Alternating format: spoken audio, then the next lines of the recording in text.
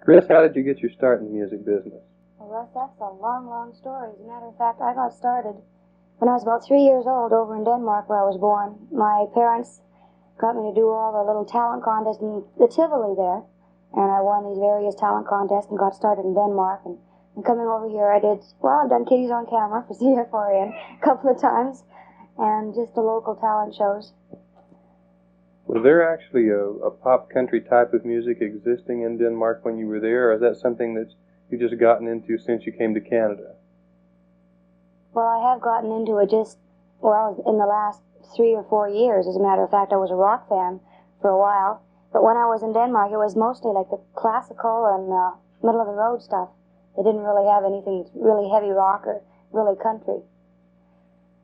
Does your involvement with the mechanical and the business end of music give you a bit of a clearer picture of what actually makes a hit song? Well, I started out being just part-time secretary for our Harlan Smith Music, and I came in. I'm now promotional director for Royalty Records, which is our record label, the label I'm going to be on. Just for one example, when I first went into the studio to do the songs for the 14 country favorites, I was extremely nervous. But now I've been around the studio and the office so much, and I know quite a bit more about it. So going in there is just like singing in the bathtub or whatever. I'm not nervous at all anymore. So it has helped me a great deal. And I also come into contact with all the radio stations across Canada, being the promotional director, and I contact all the different people in the industry, which is very helpful for myself as well. If I were a program director and you walked into the station and handed me a record and asked me to play it, I'm sure that I wouldn't refuse you. I think that you're probably the neatest promotion man I've ever seen. Have you ever tried that? Not exactly walking in and giving them a record. And I've got to correct you on one thing, Russ. I'm not a promotion man. I'm a promotion woman. Women's lib. No, so far I've just gone in to a few radio stations and handed them. Well, I don't have my own card yet, so I cross out our Harlan Smith name, write out my own. That's about as far as it goes so far. I just tell them that I'll be happy to work with them and anything I can do. Of course, we've got a new record for Jimmy Arthur Orridge coming out, so we're working pretty heavily on that one. They'll get to know me through that a bit, too, through the letters I'm writing to the different radio stations. You were part of an entertainment package that went down to Expo in Spokane last fall. And tell me about your performance there and what you thought of Expo. Well, we went down towards the end of October. It was just about the end of the fair at that time. We were with Hank Smith and our Harlan Smith, of course, with our band. And we were called the Wild Rose Country, I think, down there. It was quite an experience, really. I didn't think too much of the World's Fair itself, I'll have to admit that. I was totally unimpressed, but we had a lot of fun. We did an average of 4 shows a day, half-hour shows, and they were really, really well received. I really enjoyed it. You're part of a very powerful performing package, and if somebody wants to come and see your show, tell me, what might they expect? Well, it's just a regular club act, I guess. We're usually in taverns or in dining rooms. We do a lot of the stuff around town. Right now, we're in Edmonton. We go on the road a little bit. And it's not really country and it's not rock. I guess it's what you'd call MOR, or uptown country.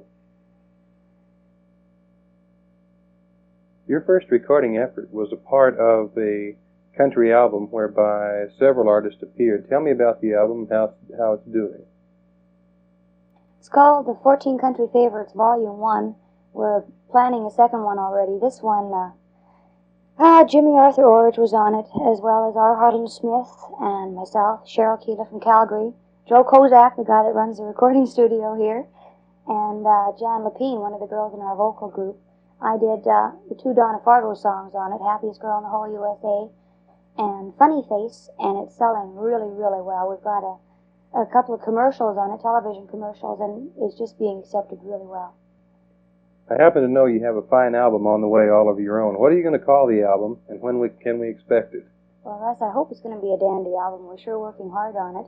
We've got the first single to be released, hopefully, in August, and so far it's going to be called The Lady from Virginia, which is also probably, so far, the name of the album as well. We don't really have anything permanent planned out for it, but we think it's going to be The Lady from Virginia. And, of course, we worked on 4 other cuts so far, which you yourself have been on.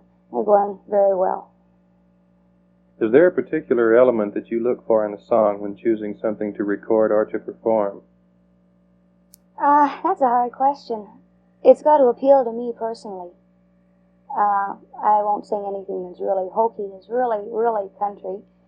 And I won't sing anything that's really rock. I guess it's just got to suit my voice.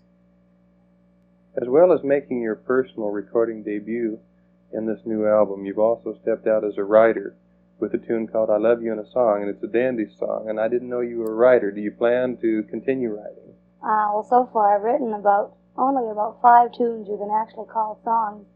A long time ago, about 5 or 6 years ago, I wrote another 2 tunes that I recorded down in Calgary, but it didn't come off too well, so I kind of skip over that and just pretend I'm starting all over again. But I really enjoy writing. I don't think I'm that good at it, but I enjoy it because it's a way of expressing my feelings, and whatever I write is exactly what I'm feeling at the time. A lot of people think hit songs are magic. You've been in the capacity of the artist, and then you've done the business end of music. So after having done all that, how would you say, or what is the magic for a hit song? How do you do it? How do you go about it? There is no magic. It's either just a hit or it's not. If it comes off really well in the finished product, it has a chance of being a hit, of course, but there's nothing at all magic to it. It's in the lyrics, it's in the melody, and it's in the production. Would you say that your understanding of the business end of music as opposed to the artistic subdues some of the glitter that might be there for those who don't really understand the business end of it? Oh, quite a bit. I think when you realize exactly what happens behind the scenes, you don't go out there and get all starstruck and think, well, wow, I'm going to be a star and stuff like that, because you realize that really there's no such thing as a star. You know, you're up there, maybe you're doing well, but maybe you won't be there forever. You know, the people are quite fickle when it comes to music and stuff like that. What they like one year, they might not like the next year. So there's a lot of the glitter is gone when you realize the mechanics behind it. I'd also be interested to know where the source of your material comes from that you're recording. R. Harlan Smith has written most of it. I wrote one of them. I won't even talk about that. But, he's writing most of them. We're taking about 3 or 4 standards for the album as well. If your new record, The Lady from Virginia, affords you a great success, is there anything that you will drastically change in your life? Not really, just carry on the way I'm going in the same type of music. I love everything I'm doing. We've talked quite a bit now about your musical life. What about off stage and out of the recording studio? How do you entertain yourself away from music? I don't really have that much time to myself away from music. I'm either working in the office here in the studio or working at night. As I said before, I like to write songs. I guess pretty well everything I do is evolved around music. There's not that much I do that doesn't have anything to do with it. Have you got any upcoming performances that you're excited about? Yeah, there's quite a few of them that I'm excited about. We're going to be working with Al Cherney from the Tommy Hunter Show at the Calgary Stampede and Edmonton Klondike Days, and at the Regina Fair. We're also doing the Farm and Ranch Show here in town for CFCW. I think that's the last week in March. And what else have we got? In Red Deer, the CKGY Countrified Show, May 31st. We did one of those last year. Went over really well, so we're going to be doing one again this year.